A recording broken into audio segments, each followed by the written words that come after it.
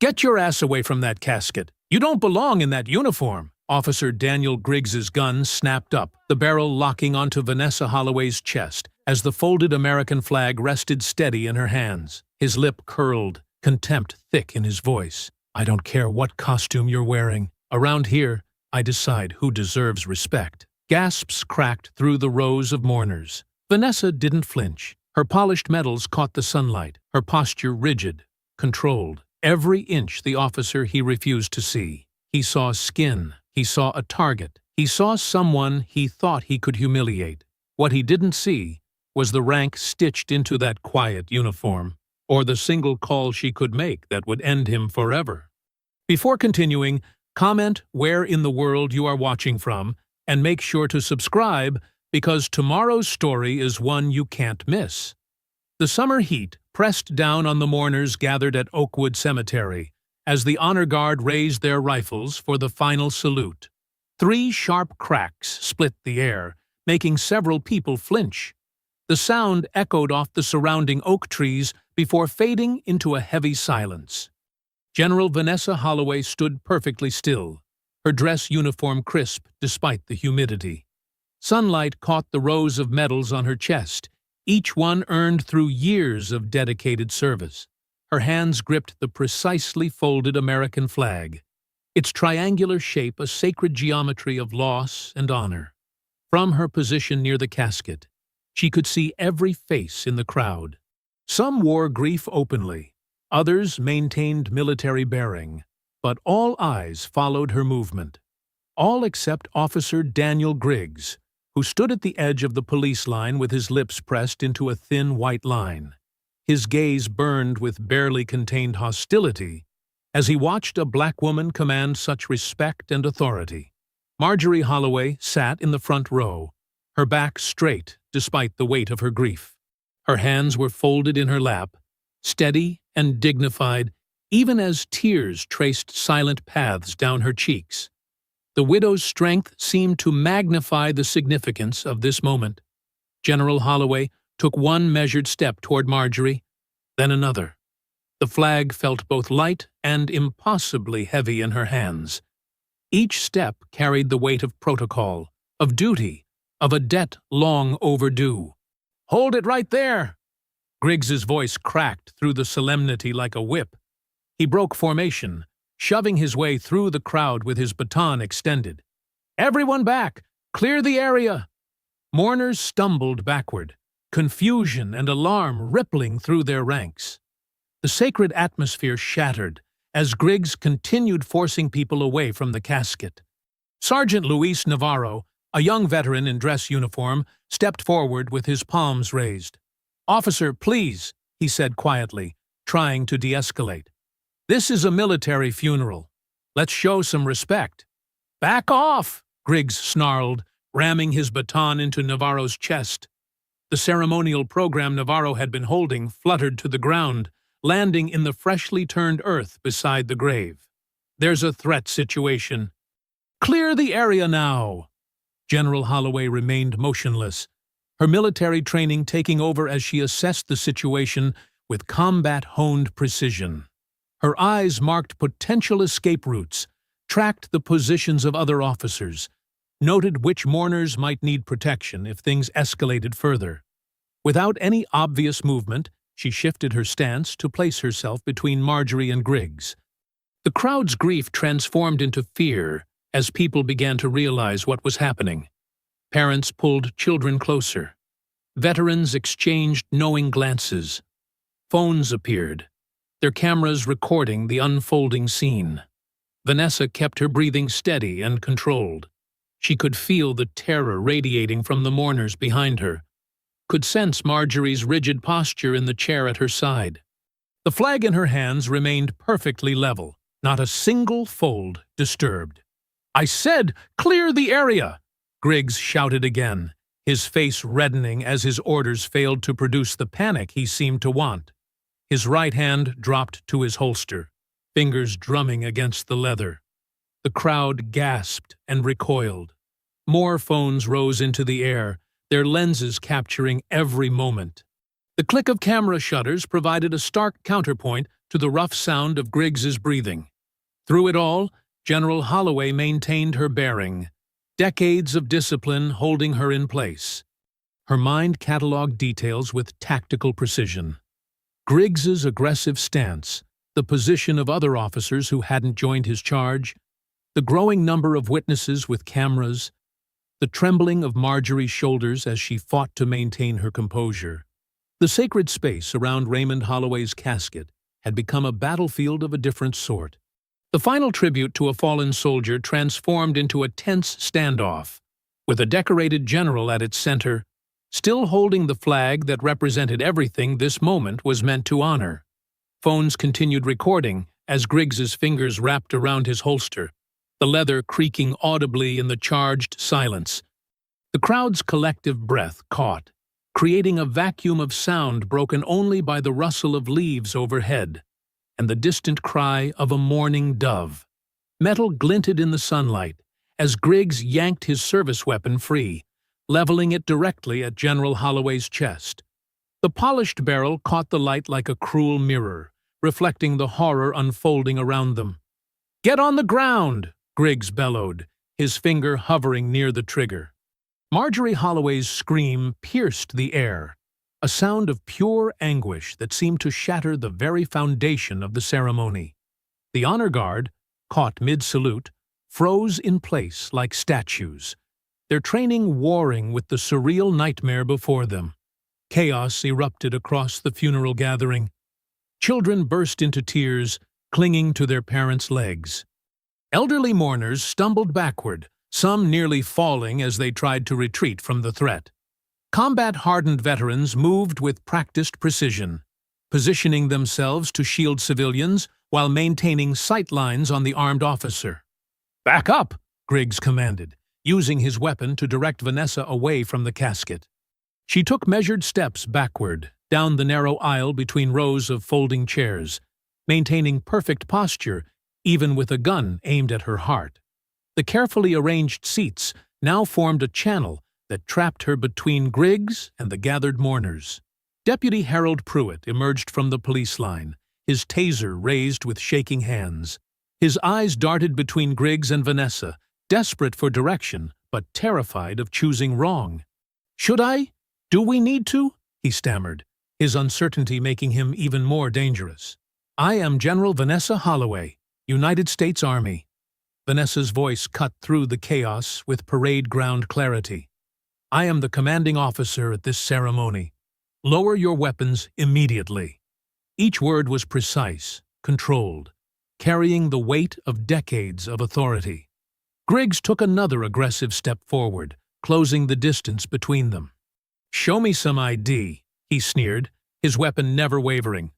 "Prove you belong here. Prove you have the right to wear that uniform." The implicit threat in his words hung heavy in the air. Sweat beaded on his forehead, but his grip remained steady, his stance speaking of experience in using his weapon to intimidate. Sergeant Navarro couldn't stand it any longer. He moved forward, his hands clearly visible. "Officer, she's a general. You can see her insignia." Griggs spun partially, maintaining his aim at Vanessa while driving his boot into Navarro's knee. The young sergeant crashed to the ground with a grunt of pain. Before he could recover, Griggs's boot found his shoulder, grinding down with deliberate cruelty. "Stay down," Griggs ordered, his attention snapping back to Vanessa. "Or this gets worse." Through it all, General Holloway remained statue still, her eyes recording every detail with tactical precision. She noted badge numbers, face angles, witness positions, and camera placements. Her mind mapped the scene like a battle plan, storing ammunition of a different sort for the fight that would surely follow. The folded flag remained perfectly level in her hands, not a single stripe disturbed by the violence around her. She could feel Marjorie's terrified gaze, hear the whispered prayers of the elderly mourners, sense the growing tension in the veterans who waited for her signal. "Sir!" A sharp female voice cut through the standoff. A woman in a federal marshal's uniform pushed through the crowd, her badge catching the sunlight. Marshal Elaine Sutter's face, showed instant recognition as she took in the scene, her hand moving to her own weapon, but not drawing it. "Federal Marshal Sutter," Vanessa acknowledged without turning her head, maintaining her focus on Griggs's trigger finger. Sutter's voice filled the cemetery with absolute authority. "Holster it. Now." The command hung in the air like the lingering echo of the honor guard's rifles, demanding obedience with the full weight of federal law behind it. Time seemed to freeze as everyone waited to see if Griggs would comply, or if this funeral was about to become an even greater tragedy. Deputy Pruitt's taser wavered, his uncertainty growing as he realized he might have aligned himself with the wrong side.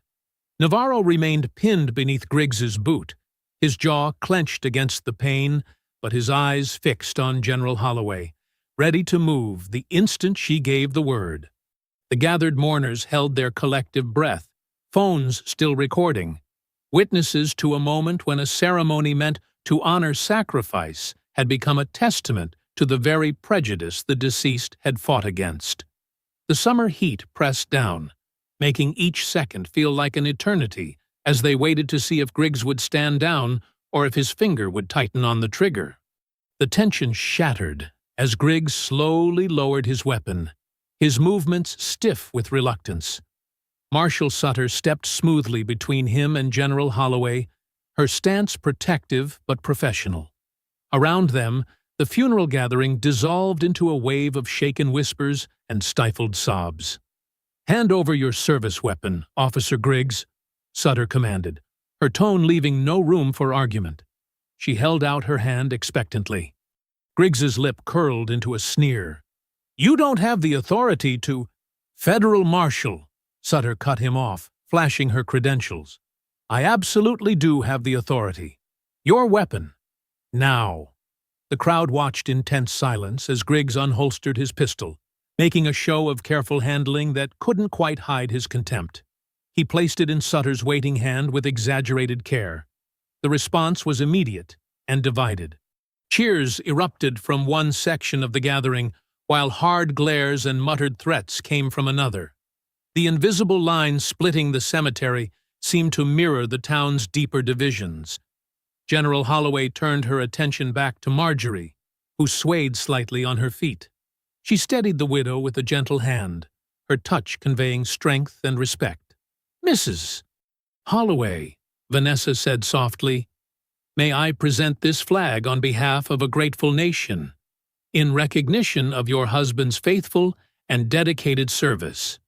Her voice carried the weight of ceremony, though her hands trembled slightly as she completed the precise folds and transfers that tradition demanded.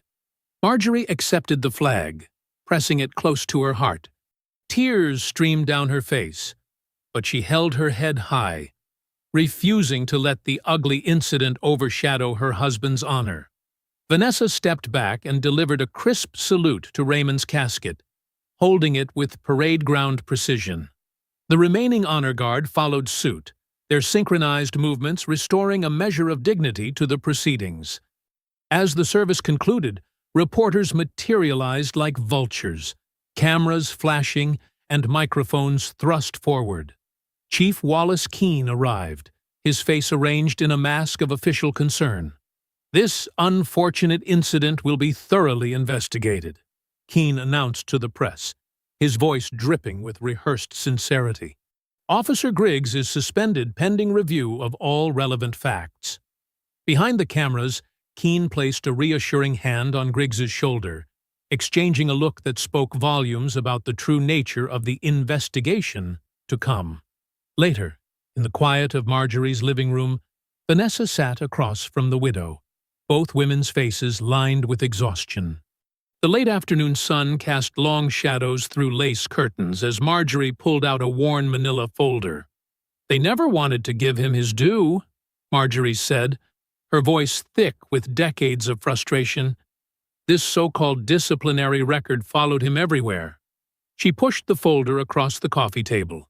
Vanessa opened it carefully, scanning yellowed pages that reeked of calculated character assassination. "This is why his honors were blocked." Marjorie nodded, twisting her wedding ring. Every time we tried to appeal, more incidents appeared in his file. The department made sure of that. "Mrs. Holloway," Vanessa said quietly, "there's something you should know." She paused, collecting her thoughts. "In 2008, in Afghanistan, your husband saved my life. We were under heavy fire, and her voice caught. "He got me out, carried me to safety despite his own injuries. That man they tried to paint as a troublemaker? He was a hero." Marjorie's hands trembled as she reached for her teacup. "They smeared him here while he was saving lives over there?" "Yes, ma'am. And I intend to set that right." That evening, in her hotel room, Vanessa sat surrounded by laptops and tablets, each screen showing different angles of the incident captured on phones. She methodically tagged timestamps, noting facial expressions, positions, and verbal exchanges. Her military training showed in the precise organization of her notes. She forwarded selected clips to Marshal Sutter and attorney Nadine Brooks, a civil rights lawyer known for taking on systemic abuse. Each file was accompanied by detailed annotations, building a foundation for legal action. Her phone rang just as she finished reviewing the last video. The caller ID showed Marshal Sutter's number. "General." Sutter's voice was tight with controlled anger. "The department just released a statement.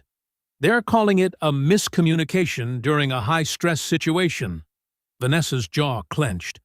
"Of course they are. There's more. My contact at the department says they're already working to have the civilian footage declared inadmissible. Something about privacy concerns at a military ceremony." Vanessa glanced at her screen, where Griggs's hate-filled face was frozen in high definition, his gun aimed at her heart, while mourners fled in terror. The machinery of cover-up was already in motion, its gears greased by years of practice. The afternoon sun beat down on the police station's concrete steps as Chief Wallace Keene adjusted his tie, standing before a forest of microphones. Mayor Trent Hargrove lounged beside him with the practiced ease of a career politician, his smile fixed and unnaturally serene. "The department takes any use of force seriously," Keene began, his voice carrying the rehearsed tone of someone who'd delivered too many similar speeches. Officer Griggs responded to what he perceived as a potential threat to public safety during an emotionally charged situation. Camera shutters clicked rapidly as reporters jostled for position. The mayor nodded along, his expensive suit gleaming in the harsh sunlight. "Let's be clear," Hargrove added, stepping forward with practiced concern. "While we respect military service, appearing in full-dress uniform at a civilian funeral could be seen as intimidating. General Holloway's presence may have unnecessarily escalated tensions in our peaceful community." Inside the station's lobby, Vanessa stood at the front desk, her spine straight as a ruler, while a young officer fumbled with complaint forms. His movements were deliberately slow, each paper seeming to require multiple checks and double checks. "Sorry, ma'am," he drawled, not looking sorry at all. "System's running slow today. Might take a while to process everything." Vanessa watched as he, accidentally, dropped her completed forms behind the desk, then made a show of searching for them. When they reappeared, coffee stains marked several crucial sections. "Looks like you'll need to fill these out again," he said, pushing fresh forms across the desk with a smirk. Outside, the situation was deteriorating. A group of local men had gathered, their faces twisted with ugly intent as they harassed the small cluster of church members who'd come to support Marjorie. Deacon Ruth Caldwell, her silver hair gleaming in the sun, stood protectively beside the widow. "Go on home," one man sneered, stepping too close. "Ain't your kind welcome here." Ruth's voice rang out, clear and strong despite her 71 years. "We have every right to be here. This is our town, too." The man's response was a sharp shove that sent Ruth stumbling backward. She fell hard on the concrete, her purse spilling open. Marjorie rushed to help her up, as Sergeant Navarro's muscles tensed, his fists clenching. Vanessa's hand landed firmly on Navarro's shoulder before he could move. "Stand down, Sergeant," she ordered quietly. "That's exactly what they want." Instead of engaging, Vanessa pulled out her phone and began methodically documenting the scene. She noted license plate numbers, faces, and the careful inaction of the officers watching from the station door. Each detail was a piece of evidence, each moment of selective enforcement another thread in the pattern she was uncovering. Later that evening, the fluorescent lights of a budget motel room cast harsh shadows across a table covered in witness statements and legal documents. Attorney Nadine Brooks sat cross-legged in an uncomfortable chair, her reading glasses perched on her nose as she sorted through affidavits. Marshal Sutter leaned against the wall, her phone constantly buzzing with updates from federal contacts.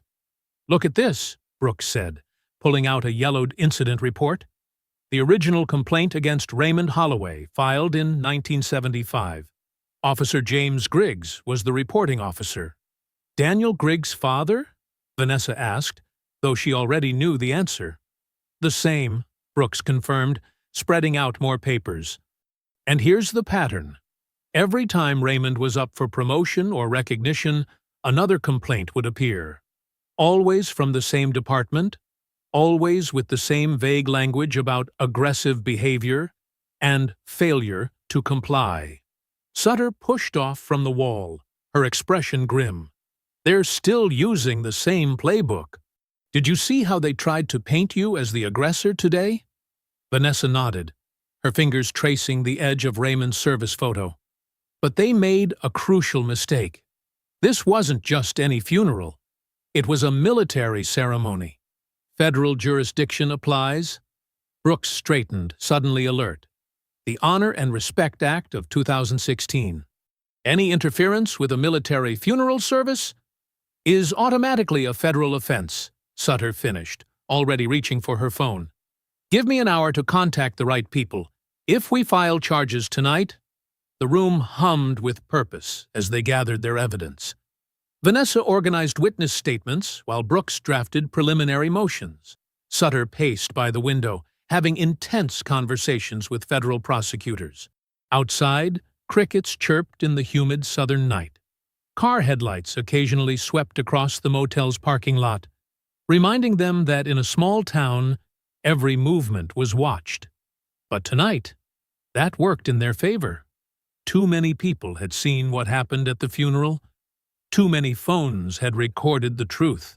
Sutter ended another call and turned to Vanessa, her expression tight with controlled excitement. "Federal charges can land tonight, if we move fast." The federal courthouse stood like a temple of justice, its marble columns reaching toward an overcast sky.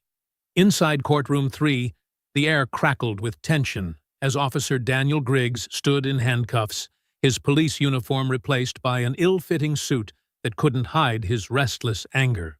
Behind the prosecution table, General Vanessa Holloway sat ramrod straight, her gaze never wavering from the man who had pointed a gun at her chest.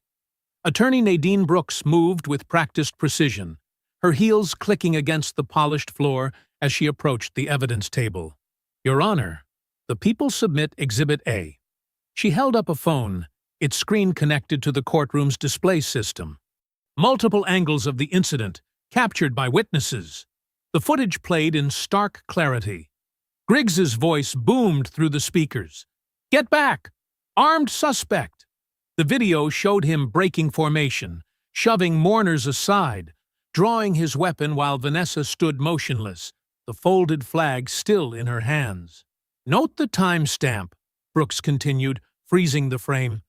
Officer Griggs drew his weapon 17 seconds before any verbal warning, before any attempt at identification, before any legitimate threat was established. Another video angle captured Griggs slamming Sergeant Navarro to the ground, his boot grinding into the young veteran's shoulder. The impact echoed through the courtroom speakers, making several jurors flinch. "The defense claims confusion and split-second decisions," Brooks said, her voice steady. "The evidence shows premeditation and escalation."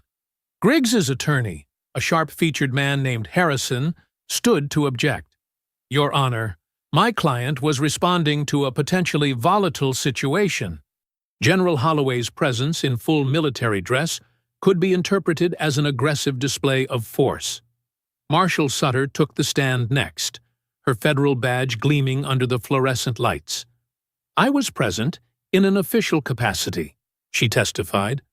Officer Griggs ignored direct federal authority when ordered to stand down.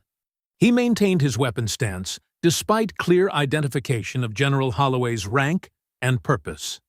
"And how would you characterize his response to orders?" Brooks asked. "Defiant. Hostile." Sutter's eyes narrowed. He was more interested in maintaining control through intimidation than following lawful commands. The judge, an older woman with steel-gray hair, studied a file before her. "The court has reviewed sealed records provided by the federal investigation. Officer Griggs has 7 prior complaints of excessive force, all buried by local authorities." She looked up, her expression hardening. "Bond is denied." Griggs's face flushed red. His shoulders tensed like a coiled spring. "This is ridiculous!" he exploded, lurching forward. "That uniform doesn't make you better than me!" He barely made it 2 steps before federal marshals moved. They slammed him face down onto the defense table, files scattering as they secured his arms behind his back. The sound of his cheek hitting wood echoed through the suddenly silent courtroom. "Add contempt to the charges," the judge ordered, unfazed. "This court finds the defendant's actions constitute armed intimidation at a federally protected military ceremony. Under the Military Honors Protection Act, this qualifies for domestic terror enhancements." Harrison jumped to his feet. "Your Honor, those guidelines are extreme for pointing a loaded weapon at a United States general during a military funeral." The judge's voice could have frozen flame. "The guidelines are quite clear. The mandatory minimum applies." She turned to Griggs, who was now restrained between 2 marshals, a red mark blooming on his cheekbone. "Daniel James Griggs, this court sentences you to life in federal prison without possibility of parole." The gallery erupted in whispers. Marjorie Holloway pressed a handkerchief to her mouth, tears sliding down her cheeks. Sergeant Navarro, seated in the front row, unconsciously rubbed his still-bruised shoulder. Griggs thrashed against the marshal's grip. "You can't do this! You don't know who you're dealing with. I've got friends." "Remove the defendant," the judge ordered. As they dragged him toward the side door, his rage turned to desperation. "You can't! You can't! I'm a police officer." "Not anymore," one of the marshals growled, tightening his grip. Vanessa remained seated, her posture perfect, watching the scene unfold with the same tactical focus she'd used on battlefields. She didn't smile, didn't gloat. Her eyes tracked every detail. The other officers shifting uncomfortably in their seats. The mayor's empty chair in the gallery. The reporters scribbling frantically in their notebooks. Marjorie leaned forward, her voice barely a whisper. "Is it really over?" Vanessa turned to the widow, noting the hope and fear warring in her eyes. The same eyes that had watched her husband's reputation destroyed decades ago by the same corrupt system. "This is only the first wall to fall," she whispered back. The evening brought a heavy stillness to Marjorie's neighborhood. Streetlights cast long shadows across well-kept lawns, their amber glow doing little to dispel the growing unease. Vanessa's military-trained eyes tracked every detail as she pulled into the driveway. The unfamiliar black pickup truck idling 2 houses down, its headlights off, but engine running. The unusual number of parked cars lining the street. The way certain shadows seemed to shift between the houses. She stepped out of her car, her dress uniform replaced by civilian clothes, though her bearing remained unmistakably military. The porch lights flickered, creating an unsettling strobe effect that made threat assessment more difficult. Marjorie's home, a modest 2-story with white trim and carefully tended flower beds, suddenly felt exposed. The first shout came from behind a hedge. "Traitors!" Then another. "You got our boy locked up." they emerged from the darkness like wolves, a dozen men in work clothes and hunting jackets, some wearing caps pulled low over their faces. They spread out along the property line, beer bottles glinting in their hands. "Mrs. Holloway," Vanessa called calmly through the screen door. "Please stay inside." Sergeant Navarro appeared on the porch, his military bearing evident despite his civilian clothes. "General, we should call the police." "Already did," she replied, noting how the group was positioning themselves, not random, but coordinated. These weren't just angry locals. Someone had organized this. A bottle shattered against the mailbox. Another crashed through Marjorie's front window, sending glass spraying across her living room floor. The widow's startled cry pierced the night. "That's what you get," someone shouted. "Should have kept your mouth shut." Navarro's training kicked in. He moved to protect the house's entrance, but 3 men rushed him from different angles. The first punch caught him in the ribs. As he staggered, the others pounced, driving him to his knees. A 4th man held up a phone, recording everything. "Come on, General," the cameraman taunted. "Show us what you're gonna do about it." Vanessa assessed the situation with combat-honed precision. The attackers wanted her to react emotionally, to give them footage they could use to paint her as the aggressor. She moved with controlled purpose instead. The man with the crowbar never saw her coming. One moment he was advancing, weapon raised. The next, his wrist was locked in an expert hold that sent the metal bar clattering to the ground. She used his momentum against him, redirecting his force to send him sprawling. A second attacker rushed her. Vanessa stepped inside his wild punch, applied pressure to key joints, and dropped him without throwing a single strike. The man howled in pain, but couldn't break her grip. "Sergeant, on your feet!" she commanded, her voice cutting through the chaos. Navarro fought his way up, blood trickling from his nose, but his eyes clear. Together, they created a corridor back to the house. Deacon Ruth Caldwell appeared in the doorway, her aged frame somehow filling the space with authority. "Everyone inside now," she ordered, ushering them through while fixing the mob with a stern gaze that made several men look away in shame. Police sirens wailed in the distance, deliberately late. Deputy Pruitt arrived first, taking his time getting out of his cruiser. He flipped open his notebook with exaggerated casualness. "Looks like a disturbance," he drawled, as if discussing the weather. "Anyone get a good look at these folks?"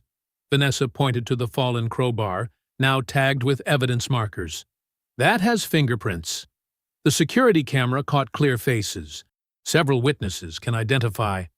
"Well now," Pruitt interrupted, "that's going to be hard to prove. Dark night like this, emotions running high." He smiled blandly. "Could have been anybody." Vanessa's phone buzzed. Nadine Brooks calling.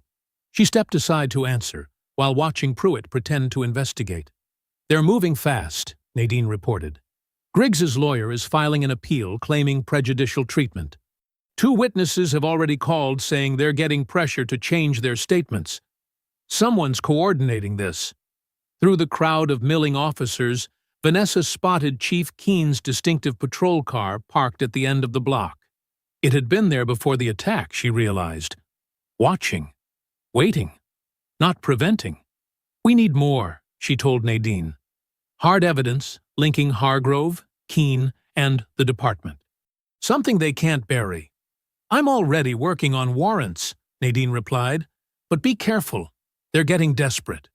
Vanessa ended the call and moved into the yard, scanning the shadows with practiced efficiency. Movement caught her eye.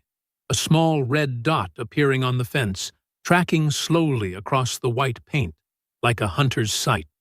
The late afternoon sun slanted through the Venetian blinds in Attorney Nadine Brooks's office, casting striped shadows across the worn carpet. Vanessa sat perfectly still, her posture military straight despite the comfortable chair, as she watched Elaine Mercer's trembling hands clutch a battered cardboard box. "I've kept these hidden," Mercer whispered, her voice thin with fear. "In my attic, behind the Christmas decorations." She pulled out stack after stack of yellowed papers, radio logs spanning decades of police dispatches. Nobody thinks about the dispatcher. We're just voices on the radio, but we hear everything. Vanessa leaned forward, her movements careful and controlled. Tell me about the funeral day, Mrs. Mercer. There was no call. Mercer's fingers traced the printed lines. No armed suspect report. Nothing. I was on duty. Officer Griggs never received any notification about a threat. She pulled out a specific log, dated the day of Raymond's funeral. See? Every call, every response, every unit movement. Nothing about suspicious activity near the cemetery. Nadine Brooks made notes, her pen scratching quietly. And you're certain about this? I've been dispatching for 32 years, Mercer said, straightening despite her fear. I know what calls exist and what don't, but it's more than that. She started sorting through older logs. I've watched them do this before. Black motorist gets stopped. Suddenly there's a call about a robbery suspect in the area. Black kids in the park. Somebody reported suspicious behavior.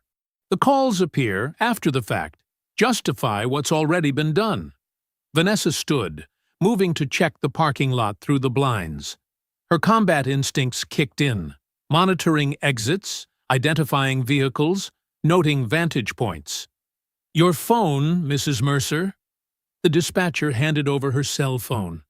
Vanessa powered it off completely, removed the battery. They can track these, she explained quietly. We'll get you a burner phone. I never thought, Mercer's voice cracked. All these years I kept quiet, told myself it wasn't my place. But watching what happened at that funeral, seeing that gun pointed at you, I can't stay silent anymore. Nadine spread the logs across her desk, photographing each page. This is excellent documentation, Mrs. Mercer, but we need to move carefully. The department will claim these are fabricated or stolen. They're authentic, Mercer insisted. Every log has timestamps, dispatch codes, officer badge numbers, and I'm not the only one who knows. Other dispatchers, they've seen the pattern too. They're just scared. Vanessa mapped out the situation like a tactical problem. We need to get you home safely, not the way you came. She sketched a quick route on a notepad. Take these back streets. Watch your mirror. If anyone follows, drive straight to the Federal Building downtown. I never thought retirement would feel like going undercover. Mercer attempted a weak joke, but her hands wouldn't stop shaking. Nadine was already drafting paperwork. I'm requesting federal witness protection. But bureaucracy takes time, and we need to file this testimony while the appeal is still active. How long? Vanessa asked. Days, maybe weeks. Depends on how many strings they pull to slow it down. Nadine glanced up. Meanwhile, they're working the other angle. As if on cue, Vanessa's phone buzzed with texts from Marjorie. The mayor's office had been busy. Rumors spreading through church groups, whispered conversations at grocery stores, pointed comments at bridge clubs. Vanessa was an outsider, they said, stirring up trouble in a peaceful town. Elderly church members received anonymous calls reminding them how their pensions could be affected by community instability. Classic isolation tactics, Vanessa observed. Divide the community. Make supporters feel vulnerable. They're good at it, Mercer agreed. Been practicing for years. They spent the next hour preparing Mercer for her testimony. Vanessa coached her like training a soldier. Stay focused on facts. Don't let emotion drive the narrative. Maintain precise details. They'll try to rattle you, Vanessa explained. Make you doubt your memory. But you've got something they don't expect. Documentation. Let the logs speak for themselves. I can do this, Mercer said, squaring her shoulders. For all the times I should have spoken up before. As they prepared to leave, Vanessa caught movement in the parking lot. Deputy Pruitt sat in his cruiser, pretending to check his phone while actually photographing Mercer's car with a long-lens camera. Without changing expression, Vanessa positioned her own phone, recording Pruitt's surveillance through the window. Mercer gripped Vanessa's sleeve, her fingers digging in with unexpected strength. "They kill memories here," she whispered, eyes wide with genuine fear. "They make truth disappear until nobody remembers what really happened." Dusk painted the sky in deepening shades of purple as Vanessa guided her sedan through the back streets of town. Her eyes constantly scanned mirrors, intersections, shadowed driveways. Beside her, Elaine Mercer clutched her purse tight against her chest, the radio logs safely hidden inside. "Almost home," Vanessa assured her, taking another careful turn onto a residential street lined with towering oak trees. The route deliberately avoided main roads and traffic cameras that might track their movement. In the rearview mirror, headlights appeared. Vanessa's jaw tightened as she watched the vehicle close the distance with deliberate speed. "Mrs. Mercer, hold on to something." The impact came hard, metal crunching against metal as the pursuing vehicle slammed into their rear bumper. Mercer screamed, but Vanessa's hands remained steady on the wheel. She tapped the brakes, creating space, then accelerated through the swerve as their attacker tried to push them sideways. "Stay calm," Vanessa commanded, her voice carrying the authority of countless combat situations. She positioned the car defensively, using the full width of the road to prevent the other vehicle from getting alongside them. Another ram came, harder this time. Vanessa felt the rear wheels losing traction. Instead of fighting it, she used the momentum, guiding their slide onto the gravel shoulder. Stones pinged against the undercarriage as she fought for control, compensating for the loose surface with precise steering inputs. The pursuing vehicle cut sharply in front of them, forcing Vanessa to brake hard. They skidded to a stop near an empty lot overgrown with weeds. 3 men emerged from the other car, local faces Vanessa recognized from the crowd at Marjorie's house. The first gripped a length of heavy chain, swinging it in lazy circles. The second wore brass knuckles that gleamed dully in the fading light. The third flicked open a switchblade, the sound sharp in the evening quiet. "Get the old lady," Chain Man growled. "Make sure she understands about keeping quiet." Vanessa's mind shifted fully into combat mode, analyzing threats and calculating angles. As they approached, she stepped away from the car, drawing their attention. "Mrs. Mercer, stay inside. Lock the doors." Knife Man lunged first, blade slashing in a wide arc. Vanessa caught his wrist and slammed it against the car door frame with crushing force. Bone cracked. She didn't pause. Using his momentum, she smashed his head against the door edge once, twice, 3 times, until his eyes rolled back and he crumpled. Chain Man swung his weapon in a whistling arc. Vanessa ducked under it, stepped inside his guard, and swept his legs with a precise kick. As he fell, she followed him down, pinning him with her knee. Her hands moved with surgical precision, grip, twist, pull. His shoulder dislocated with an audible pop, and his scream echoed off nearby houses. The third attacker tried to circle around toward Mercer's door. Vanessa intercepted him, driving her forearm into his throat with enough force to collapse his windpipe. As he gasped, she snapped her elbow up into his nose. Cartilage crunched, blood sprayed, and he stumbled backward, clutching his face. "Get in the car," Vanessa ordered Mercer, who had watched the violence with wide, shocked eyes. "Now!" They peeled out, leaving the 3 men groaning on the ground. Vanessa drove precisely despite her elevated heart rate, checking mirrors constantly for additional pursuit. She had been careful, brutal but controlled, causing enough damage to disable without crossing into lethal force. Every injury could be justified as necessary defensive action. 10 minutes later, they pulled into a brightly lit gas station. Security cameras covered the lot, and a steady stream of customers meant witnesses. Vanessa positioned their vehicle where it could be clearly seen, then pulled out her phone to call Marshal Sutter. "They're hunting witnesses," she reported crisply. "I have proof."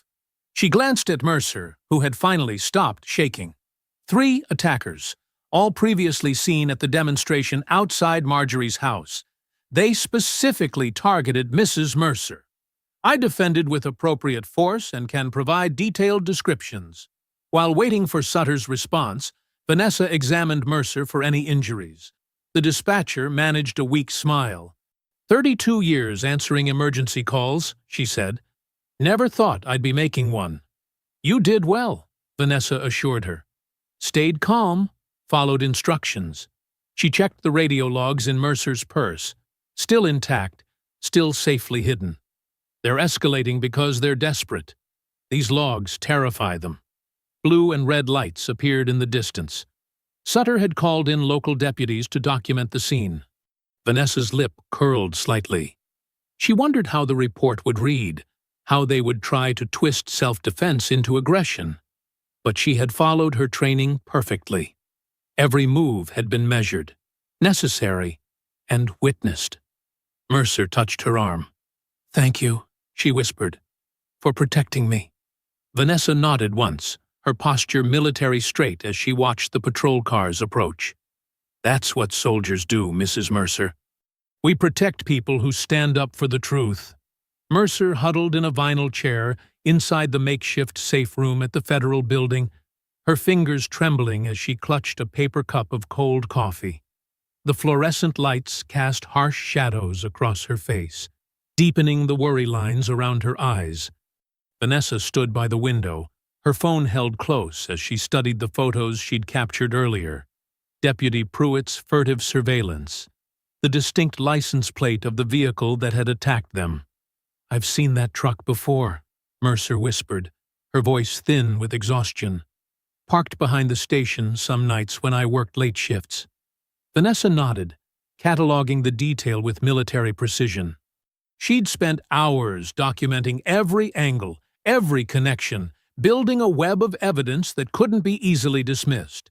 The image of Pruitt showed him clearly. Badge visible, department vehicle in frame, timestamp intact. Perfect documentation of coordinated harassment. Marshal Sutter paced the small room, phone pressed to her ear, as she argued with superiors about expedited protection orders. The bureaucratic wheels turned slowly, each delay increasing the risk. Vanessa could read the frustration in Sutter's clipped responses and tight shoulders. Nadine Brooks burst through the door, legal files clutched under one arm. Emergency motions filed, she announced, spreading documents across a metal table. One to block Griggs's appeal attempt, another demanding immediate investigation into witness intimidation. Judge Warren's clerk promised to expedite, but it won't be fast enough, Vanessa finished, her tone flat. She'd seen this pattern before. Justice delayed until truth could be buried. The night stretched long. They took detailed statements, photographed Mercer's injuries from the attack, and established protective protocols. Sutter arranged for overnight security while the paperwork processed. By dawn, Mercer looked hollow-eyed but determined, clutching her precious box of radio logs as she was escorted home. The call came 3 hours later. Vanessa arrived at Mercer's small ranch house to find yellow police tape already strung across the front yard. Officers milled about with practiced solemnity, while Chief Keene held court near a cluster of news vans, his voice carrying practiced grief. Tragic situation. Signs of depression. Note found. Clearly overwhelmed. Vanessa's military training screamed warnings as she approached the scene. The front door showed no signs of forced entry, but the welcome mat was slightly askew. Inside, the staged tableau felt wrong. A kitchen chair tipped at an unnatural angle, drag marks partially hidden by a hastily straightened rug. She moved closer, ignoring the glares from local officers. Mercer's body had already been removed, but evidence remained for those who knew where to look. A broken fingernail caught in the chair's wooden slats. A torn sleeve from Mercer's cardigan. The fabric stretched in a way that suggested struggle rather than fall. And there, almost hidden by shadow, faint bruising patterns around the doorframe at waist height, consistent with someone being held in place. Ma'am, this is an active investigation area. An officer tried to block her path. Federal jurisdiction, Vanessa replied coldly, holding up her phone to document the scene. Each photo captured deliberate details: the unnatural chair position, the subtle signs of staging, the rushed cleanup barely hidden beneath official procedure. Outside, Deacon Ruth Caldwell tried to push past the police line, her voice cracking with grief and anger. "Let me see her. She was my friend for 30 years. Officers pushed her back as Mayor Hargrove approached reporters, his face arranged in concerned furrows. "Such a sad situation," he murmured, shaking his head. "Mental health resources are so important in these trying times." Vanessa felt something crack in her carefully maintained composure. For one breath, raw fury leaked through her professional mask. Fury at the casual cruelty, at the machinery of corruption that could snuff out truth with such calculated efficiency. Then her expression hardened into something darker, more focused. She continued photographing methodically, logging each officer's name and position, noting every procedural shortcut. Marshal Sutter arrived, taking in the scene with narrowed eyes. Vanessa pulled her aside, pointing out the county coroner's suspiciously quick pronouncement of suicide. The body removed before federal examination could be arranged. The evidence degrading by the minute. Nadine joined them, her legal pad already filled with rapid notes. Without Mercer's testimony, Griggs's people will argue he was politically sentenced. They'll push for appeal on grounds of prejudicial treatment. "Then we shift focus," Vanessa replied, her voice carrying steel. "We prove the machine, not the man. Every connection, every cover-up, every piece of this system that protects killers and silences truth." She gestured at the staged scene. This wasn't one corrupt cop. This was coordination. Chief Keene's voice drifted across the yard as he spoke to a junior officer, just quiet enough to seem private, but clear enough to carry. "Clean it up before the feds get brave." The fluorescent lights in room 114 of the Pine Tree Motel buzzed faintly as Vanessa studied the evidence wall they'd assembled. Photos, documents, and sticky notes covered nearly every inch of the faded wallpaper, connected by red string that traced paths of corruption through the small town's power structure. Marshal Sutter stood beside her, arms crossed, while attorney Nadine Brooks sat at the small table, legal papers spread before her. The air conditioning unit rattled in the window, barely cutting through the humid evening air. "Griggs was just the trigger man," Vanessa said, her finger tracing a line between photos. "The real target is the system that gave him a loaded gun and promised to clean up his messes." Nadine nodded, shuffling through a stack of partially redacted complaints. 15 brutality reports in 3 years, all sealed by Internal Affairs. That's not individual corruption. That's institutional protection. A knock at the door made them pause. Sutter's hand moved to her weapon until Vanessa recognized Sergeant Navarro's pattern. 2 quick taps. Pause. 1 more. She opened the door to find him slightly out of breath, excitement visible beneath his usual military discipline. "Ma'am, I found something," he said, stepping inside. "Former city IT contractor named Elliot Vance. He's willing to talk, but he's scared. Says the department keeps a shadow server system off the books." "Location?" Vanessa asked, already reaching for her notebook. "He wouldn't say over the phone. Wants protection guarantees first." Navarro hesitated. "He sounded pretty spooked, ma'am." 20 minutes later, they met Vance in the back booth of a 24-hour diner just outside town limits. He was younger than Vanessa expected, early 40s with nervous hands that couldn't stay still. His eyes darted between exits as he spoke in hushed tones. "I helped set it up 3 years ago," he explained, shredding a paper napkin. "Separate network, no connection to official systems. They said it was for administrative backup, but I saw what they stored there. Complaint records, body cam footage, internal investigations that never made it to official channels. Where? Vanessa asked quietly, her presence calm and steady against his anxiety. I can't. If they find out, I talked. His voice cracked. Vanessa leaned forward slightly, not crowding him, but ensuring he met her eyes. Mr. Vance, I understand your fear. But right now, an innocent woman is dead because she tried to tell the truth. If we don't stop this, there will be more deaths, more cover-ups, more families destroyed while good people stay quiet. Her words carried no threat, just the weight of absolute certainty. Vance's fingers stopped moving. There's an old evidence annex behind the station, he finally said. Looks abandoned from the outside, but they renovated the basement. Climate control, backup power, everything needed for long-term data storage. Nadine's pen moved quickly across her legal pad while Sutter typed notes into her phone. Vanessa kept her attention on Vance, reading the fear and guilt in his posture.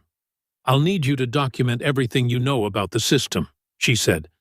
In return, we'll ensure federal witness protection. Later that night, Vanessa positioned herself in an empty office building overlooking the police station's rear parking lot. Her camera's night vision captured clear images of officers moving in and out of the supposedly abandoned annex, carrying boxes and equipment. Got movement, she whispered into her radio.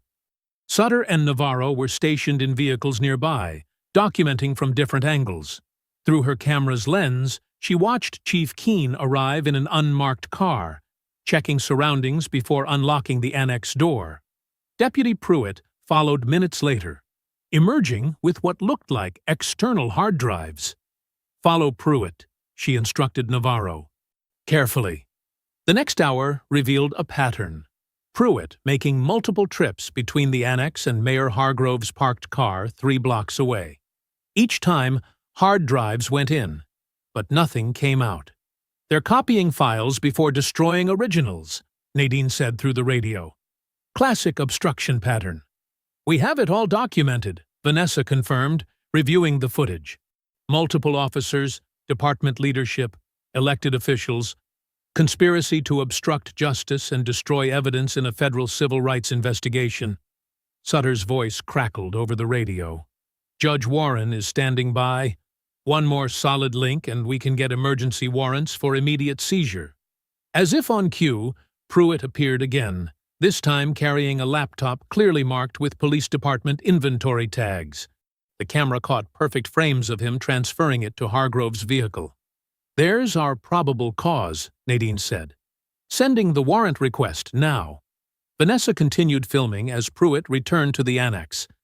Minutes stretched like hours as they waited for the judge's response. Finally, Sutter's radio crackled. Warrant approved. Federal tactical units are 4 minutes out. Through her lens, Vanessa saw the lights inside the station suddenly go dark. Emergency vehicles appeared at both ends of the street, sirens wailing as they converged on the building. The pre-dawn darkness wrapped around the police station like a shroud.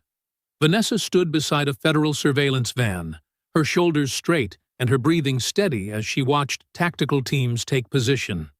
Nadine Brooks clutched a thick folder of warrants, while Marshal Sutter coordinated with her strike teams through a secure radio. Alpha team in position at the station, crackled a voice through the radio. Bravo, standing by at the evidence annex. Charlie and Delta confirming visual on both Hargrove's office and Keene's residence. Execute on my mark, Sutter replied, checking her watch. Synchronize for simultaneous entry in 3, 2, 1. Execute. The quiet morning erupted into controlled chaos. Federal agents in tactical gear breached all 4 locations at once. At the station, officers scrambled to block doorways and deny access, but the warrant's authority was absolute. Through her binoculars, Vanessa watched them trying to stall, reaching for phones that had already been cut off. Stations secure, the team leader reported. Multiple officers attempting to obstruct. We're logging names and badges. Inside the evidence annex, agents found exactly what Vance had described. The basement hummed with servers, their cooling fans spinning at maximum speed as someone tried desperately to wipe data. A federal tech specialist shouldered past a protesting sergeant and took control of the system. "Got it," the tech announced over the radio. "Caught it mid-deletion. Beginning recovery protocols now." Vanessa's attention shifted to Hargrove's office, where agents were discovering the true scope of the corruption. Behind a false panel in his desk, they found encrypted hard drives and a leather-bound ledger. The book's neat columns detailed what they called detention incentives, kickbacks from a private prison contractor based on arrest quotas and length of sentences. "Ma'am," called one agent, holding up the ledger, "this goes back 15 years. Thousands of cases potentially compromised." Chief Keene didn't even make it to his car. Federal agents intercepted him trying to slip out through the station's rear emergency exit, a laptop clutched under his arm. The chief's usual polished demeanor cracked as they cuffed him, his face flushed with rage and fear. "This is a mistake," he blustered. "I demand to speak to my attorney." "Your attorney can meet you at the federal courthouse," Sutter replied coldly. Deputy Pruitt proved to be the weakest link in the chain of corruption. As soon as he saw Keene in handcuffs, his courage evaporated. He practically ran to the federal agents, desperate to save himself. "I want a deal," he stammered, eyes wild. "I'll tell you everything. About Mercer, about the ambush. It wasn't my idea. I was following orders." Vanessa stepped forward, her voice carrying the weight of command. "Every word goes on record. Proper depositions, signed and witnessed. No backroom arrangements that can disappear." Pruitt nodded frantically. "They told me to watch Mercer, take photos, report her movements. When that didn't scare her enough, Keene ordered me to set up the road attack. Said to make it look random, but send a message." Sergeant Navarro stood nearby, his jaw tight as he watched the proceedings.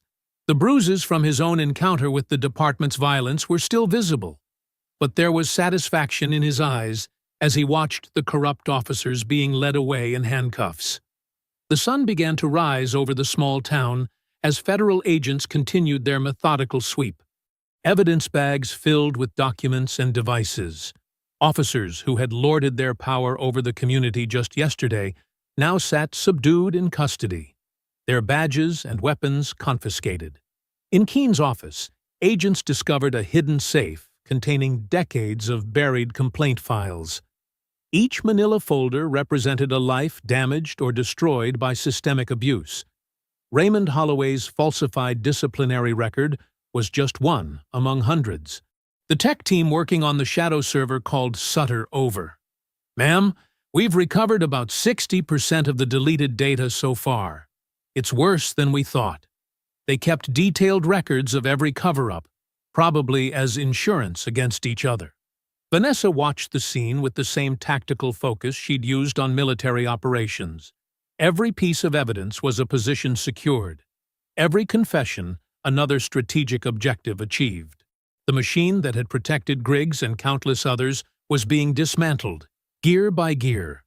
Near the evidence annex, a group of early rising citizens had gathered to watch. Among them, Vanessa recognized faces from Raymond's funeral, the elderly church members who'd been shoved aside, the young veterans who'd been helpless to intervene. Now they watched in silent witness as justice finally arrived in their town. Sutter stepped up beside Vanessa, holstering her weapon. "We have the machine's heart," she said. "Now we make it beat in court." The Federal Evidence Lab hummed with the sound of multiple computers processing data. The stark fluorescent lighting cast a clinical glow over Vanessa, Sutter, and Nadine as they stood before a large monitor, their faces reflecting the blue light of the loading screen. "File recovery complete," announced the tech specialist, stepping back from the keyboard. "This is the original uncompressed body cam footage from Officer Griggs." The video began to play. The image quality was crystal clear, far different from the grainy, corrupted version the department had initially provided. They watched as Griggs approached the funeral gathering, his movements deliberate and predatory. The audio picked up his breathing, steady and controlled, not the panicked gasps of someone who felt threatened. "There," Nadine pointed. Just before Griggs broke formation, his lips curled into an unmistakable smirk. The camera caught his hand moving to his weapon before any perceived threat could have existed. The footage continued, showing the brutal efficiency with which Griggs struck Navarro. The young sergeant's ceremonial program scattered across the grass as he fell. The camera's microphone caught the sound of Griggs's boot grinding into Navarro's shoulder, along with a muttered racial slur that had been conveniently missing from the doctored version. "Look at the timestamp," Sutter noted, her finger tracing the numbers at the bottom of the screen. He held his weapon on the general for nearly 2 minutes after I gave the order to stand down. More files populated the screen as the tech continued the recovery process. Years of traffic stops appeared in neat rows, each one tagged with racial identifiers and notes about strategic enforcement zones that somehow always centered on minority neighborhoods. "These reports," Nadine said, spreading printouts across a nearby table. "The language is too similar. They were using templates to justify probable cause." She held up 2 documents dated years apart.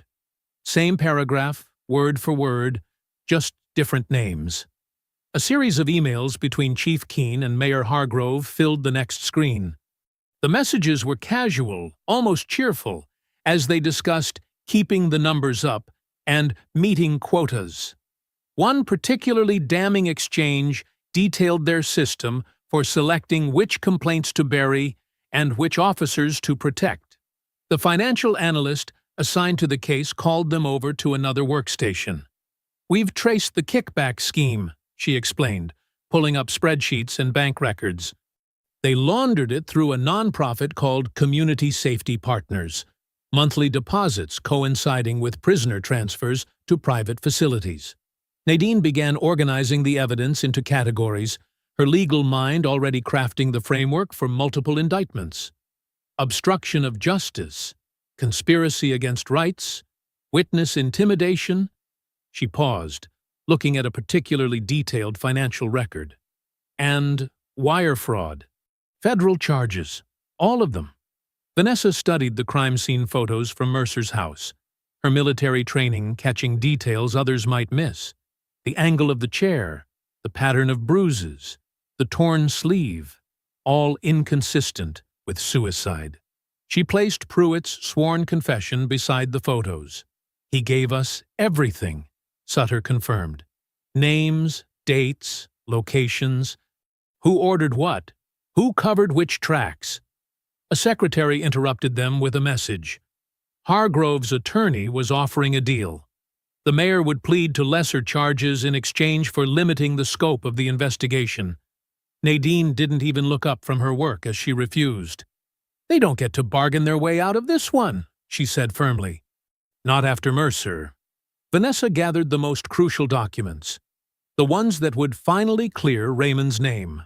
The falsified disciplinary record that had denied him full honors could now be proven as deliberate harassment. His service record would be restored, his decorations acknowledged, his widow properly compensated. She drove to Marjorie's house, where the widow sat in her living room, surrounded by old photos of Raymond in uniform. Vanessa laid out the evidence carefully, explaining each document's significance. "It won't just be headlines and speeches," Vanessa assured her, pointing to the official letterhead of various federal agencies. "Everything will be corrected in writing, permanently. Raymond's record will reflect the truth of his service." Back at the evidence lab, Vanessa stood before the monitor one final time. She signed her name to a detailed affidavit, her signature as precise and controlled as every other action she'd taken since the funeral. Looking up at the screen where Griggs's body cam footage played on loop, she observed the perfect irony. They filmed their own downfall. The tech continued to extract more files, each one adding another layer to the conspiracy. Detailed logs revealed how evidence had been routinely altered, how witness statements had been lost, how officers had been trained to manipulate their cameras. The scope of corruption was breathtaking in its thoroughness. The federal courthouse's video screen flickered to life. revealing Griggs's face from the maximum security prison. Fresh bruises mottled his jaw and cheek from where marshals had subdued him during his previous outburst. His orange jumpsuit stood in stark contrast to the institutional gray walls behind him, but it was his eyes that commanded attention, burning with unconcealed hatred as he stared directly at Vanessa. Judge Eleanor Matthews adjusted her glasses and addressed the court. "We're here to consider the appeal of Daniel Griggs versus the United States regarding sentencing in case number 2023 CR 789. You may proceed." Marcus Wheeler, Griggs's new attorney, rose from his chair. His expensive suit and carefully styled hair suggested serious backing from somewhere. "Your Honor, we contend that the sentencing was unduly harsh and politically motivated. This was a local police matter that never should have reached federal jurisdiction." Nadine Brooks remained seated, her posture relaxed but alert. She'd anticipated this argument weeks ago and had prepared accordingly. When Wheeler finished his opening statement, she approached the podium with a thick folder. "Your Honor, I'll address jurisdiction first." She began laying out documents on the presentation screen. This was a military honors ceremony, officially sanctioned by the Department of Defense. Federal Marshal Sutter was present in an official capacity. The moment Officer Griggs drew his weapon, he elevated this from a local disturbance to a federal offense. Wheeler attempted to interrupt, but Nadine continued smoothly. "I have the ceremony authorization forms, Marshal Sutter's duty roster, and the military protocols that were in effect that day." She displayed each document in turn, her methodical presentation leaving no room for argument. The restored body cam footage played next. The clarity was startling, every movement, every word crisp and undeniable. The court watched as Griggs approached with his hand already moving toward his weapon, his smirk visible before any supposed threat emerged. When it was Vanessa's turn to testify, she took the stand with military precision. Her dress uniform was immaculate, medals catching the courtroom lights. She didn't raise her voice or inject emotion into her account. "I maintained parade rest position, arms visible," she stated, demonstrating the stance.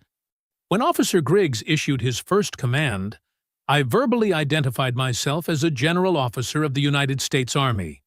My hands remained in view at all times." She proceeded to break down each moment with tactical clarity, referring to specific training standards that defined threat escalation. "According to standard law enforcement protocols," she continued, "Officer Griggs violated 7 distinct safety procedures in the first 30 seconds alone. His weapon was drawn without justification, aimed at center mass despite no hostile action, and maintained on target well after receiving a direct order from federal authority to stand down." Wheeler tried to paint Vanessa's presence as provocative, but she countered with pure professionalism. "I was there to present military honors to a decorated veteran's family. My role and authority were clearly established in advance through proper channels." Judge Matthews leaned forward as Nadine presented the newly recovered evidence of departmental conspiracy. Emails, financial records, and internal memos scrolled across the screen, revealing the systematic corruption that had enabled Griggs's behavior. "The original sentence wasn't just appropriate," Judge Matthews declared, her voice carrying clearly through the courtroom. "Given this pattern of orchestrated civil rights violations, it was necessary to prevent further abuse of power." Griggs's face contorted on the video screen. "That town belongs to us," he shouted, spittle flying. "You can't give away what's ours. We built it." "We," the judge signaled, and his microphone cut to silence, though they could still see him raging. "Mr. Griggs," she spoke firmly, "your outburst only reinforces the court's position. This is precisely the attitude that makes you a continuing threat to public safety." Outside the courthouse, a crowd had gathered. Some held signs supporting Griggs, their messages ugly with racial slurs and threats. As Marjorie emerged from the building, several protesters surged forward, screaming accusations about her husband's character. Sergeant Navarro moved instantly, positioning himself between the mob and Marjorie. Deacon Caldwell stepped up beside him, her aged frame straight and unflinching. Other community members joined them, forming a human chain of protection. Federal marshals pushed through, creating a corridor with their bodies. "Back up!" they commanded, forcing the protesters away from the steps. Several tried to break through but were quickly detained. Judge Matthews's final ruling came down like a gavel stroke. The appeal is denied. Furthermore, I am ordering expanded investigations into all related cases involving the department during Mr. Griggs's tenure. She fixed her gaze on the video screen where Griggs had finally fallen silent. "The life sentence stands, Mr. Griggs, without possibility of parole. This court is adjourned." As the words settled over the courtroom, Vanessa remained perfectly still, her face betraying nothing. The system that had protected Griggs for so long had finally, irrevocably, turned against him. His life sentence was now sealed as tightly as the federal prison doors that would contain him until death. The courthouse hallway buzzed with whispers and camera clicks as U.S. Marshals led Mayor Hargrove and Chief Keene through the crowd. Their designer suits couldn't hide the stark reality of their steel handcuffs. Reporters thrust microphones forward while longtime supporters turned away, suddenly fascinated by their phones or the ceiling tiles. Hargrove's carefully maintained political smile had crumbled into a gray mask of defeat. Beside him, Keene's jaw worked silently, his face flushed with humiliation as cameras captured every step. These were men who had commanded rooms with a glance, who had built careers on backroom deals and implied threats. Now they shuffled forward in prison-issued shoes, guided by the same federal authority they'd once mocked. Inside the courtroom, Nadine Brooks stood before a gallery packed with townspeople, her evidence organized in devastating clarity on screens visible to all. "The pattern is irrefutable," she declared, bringing up spreadsheet after spreadsheet. Arrest quotas tied directly to private prison contracts, traffic stops targeting specific neighborhoods, evidence tampering authorized at the highest levels. The numbers told their story. Black residents were 9 times more likely to face arrest. Their cases fast-tracked through a system designed to feed the private detention center's profits. Each conviction meant kickbacks, carefully hidden in fake consulting fees and inflated municipal contracts. Deputy Pruitt sat in the witness box, his uniform replaced by civilian clothes that seemed to hang loose on his frame. His hands trembled as he gripped the microphone. "Chief Keene gave me direct orders," he testified, voice cracking. "Said to follow the dispatcher, Elaine Mercer. Take photos. Report her movements. The mayor." He swallowed hard. "Mayor Hargrove said we needed to solve the general problem before she dug too deep." William Carlton, the private prison contractor's representative, sat stone-faced as federal agents detailed the money trail. Hargrove's Community Safety Foundation had received over $2 million in anonymous donations. The ledger showed identical amounts moving through shell companies back to Carlton's firm, perfectly timed to match arrest spikes and contract renewals. Dr. Marcus Peterson, the county coroner, slumped in his chair as investigators dismantled his rushed ruling on Mercer's death. Crime scene photos showed defensive wounds he'd failed to document. Timestamps proved he'd signed the death certificate before basic toxicology results could possibly have returned. This wasn't incompetence, the federal prosecutor stated. This was deliberate obstruction to cover up a murder. The police department's implosion happened in waves. 3 council members resigned before lunch. By afternoon, 4 more followed. Department phones rang unanswered as officers called in sick, unwilling to face the crowds or wear badges that had become symbols of shame. The FBI's oversight team moved into empty offices, methodically downloading hard drives and copying personnel files. At the First Baptist Church Community Center, Vanessa sat quietly as elderly residents stood one by one. sharing stories they'd held silent for decades. Missing evidence, convenient accidents, children arrested on trumped-up charges until they took plea deals. "My grandson," Mrs. Dorothy Williams said, her voice strong despite her 90 years, "straight A student. They planted drugs in his car during a school search. Judge gave him 5 years. Prison made him hard. He's never been the same." She fixed her gaze on Vanessa. "But today, I can say it out loud. Today, somebody finally made them hear us." Marjorie sat at her kitchen table, hands trembling as she opened the official Department of Defense envelope. The letter inside was crisp, formal, and absolute.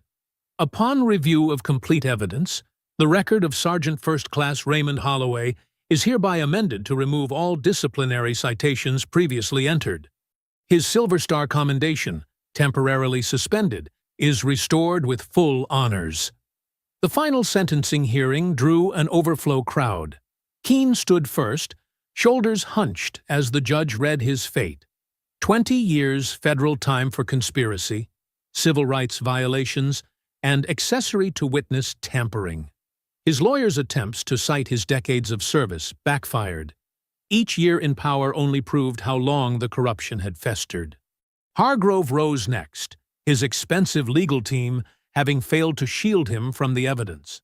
The mayor, who had ruled through whispered threats, now faced the full weight of federal law. As the judge detailed his crimes, conspiracy, fraud, misuse of public funds, witness intimidation, his politician's mask finally cracked completely. These men had spent decades believing they owned justice, that they could bend it, shape it, use it as a weapon against those they deemed lesser. Now they watched helplessly as that same justice turned its unflinching gaze upon them. Their power, their control, their carefully constructed kingdom of fear, all of it crumbled under the simple weight of truth spoken aloud. Vanessa observed it all from her seat beside Marjorie, her posture military straight, but her expression serene. She had faced their guns without flinching. Now she watched them face their consequences without mercy. The morning sun cast long shadows across Raymond Holloway's headstone as workers carefully secured the new bronze plaque. The polished metal caught the light, each engraved letter deep and permanent. No more erasure, no more lies. Marjorie stood straight-backed in her Sunday best, hands folded over the leather folder containing Raymond's restored military records. Gone were the hostile stares and circling patrol cars. No one watched the gathered mourners with suspicion or reached for weapons at the sight of uniforms. Instead, an honor guard stood at parade rest, their presence requested not to protect, but to honor. Vanessa's dress uniform gleamed as she stepped forward, medals catching the sunlight. She'd earned each one honestly, just as Raymond had. The difference was that hers had been acknowledged, while his had been buried under decades of calculated prejudice. "This isn't about ceremony," Vanessa said, her voice carrying across the quiet cemetery. "This is about duty. The truth doesn't change based on who wants to hear it. Raymond Holloway served with distinction. He saved lives, including mine. That fact existed, whether this town accepted it or not." Sergeant Navarro stood beside Deacon Caldwell. His bruises from the street attack faded, but still visible. The young soldier's eyes never stopped scanning the perimeter. Old habits died hard. But today, there were no threats to guard against. The only sounds were bird song and distant wind. Marjorie's hands trembled slightly as she opened the folder. Inside lay the official documentation. Every falsified charge expunged. Every commendation restored. The Silver Star citation gleamed on heavy paper. Raymond's name and acts of valor recorded in permanent ink. She traced the words with her fingertip, as if ensuring they were real. The Department of Defense acknowledges its failure to properly investigate the circumstances surrounding these honors. Vanessa continued, "That failure ends today. Sergeant First Class Raymond Holloway's service record now reflects the truth it always contained. Federal Marshal Sutter stepped forward, her badge catching the morning light. "The police department remains under direct federal oversight," she reported. "New hiring procedures, mandatory bias training, and complete transparency requirements are non-negotiable. Every arrest record for the past 20 years is being reviewed for similar patterns of abuse." Attorney Nadine Brooks nodded, adding her own update. "The first wave of restitution payments begins next week. Anyone wrongfully arrested or convicted under the quota system will receive both compensation and legal assistance to clear their records. The private prison contractors' assets have been seized to fund additional damages." The honor guard raised their rifles. This time, no one flinched at the sound of the volleys. The sharp reports echoed across the cemetery, a soldier's tribute, pure and untainted by fear. Deacon Caldwell's deep voice led the gathered community in prayer, not for vengeance or retribution, but for healing, for the strength to rebuild trust where fear had ruled for so long. Marjorie stepped forward to lay fresh flowers by the headstone. The marble was cool beneath her fingers as she traced Raymond's name. Beside the dates of his birth and death, the new plaque told the truth. Decorated veteran, hero, savior of his fellow soldiers. Vanessa waited until the others had stepped back before kneeling at the grave. Her voice dropped to a whisper meant only for Raymond's memory. "You saved my life in that valley," she murmured. "I couldn't save yours, but your funeral sparked something they couldn't stop. When Griggs pulled that gun, he didn't just threaten me. He exposed every lie they'd built their power on. You saved me twice, Sergeant. Once with your courage, once with your memory." Miles away, in a federal maximum security facility, Officer Daniel Griggs stood in his cell as the heavy door slammed shut. The sound echoed with crushing finality. Gone were his badge, his gun, his untouchable status. His world had shrunk to 8 by 10 feet of concrete and steel. No more small-town kingdom. No more power to terrorize. No more system to protect him. Just endless days stretching into years, then decades, until time itself became meaningless. Life without parole meant exactly that. His entire future contained within these walls. Back at the cemetery, Vanessa rose and brushed grass from her knees. She joined Marjorie, their steps measured and unhurried as they walked away from the grave. Above them, the sky stretched clear and blue. No storms, no shadows, no lingering threats. They had not just hoped for justice or prayed for it. They had built it, piece by piece, evidence by evidence, truth by truth. The machine that had protected Griggs lay dismantled. The power structure that had buried Raymond's honor had been forced into the light. Together they walked beneath that open sky, every step grounded in the knowledge that justice wasn't just a word anymore. It wasn't a promise or a dream or a distant hope. It was real. It was done. It was delivered.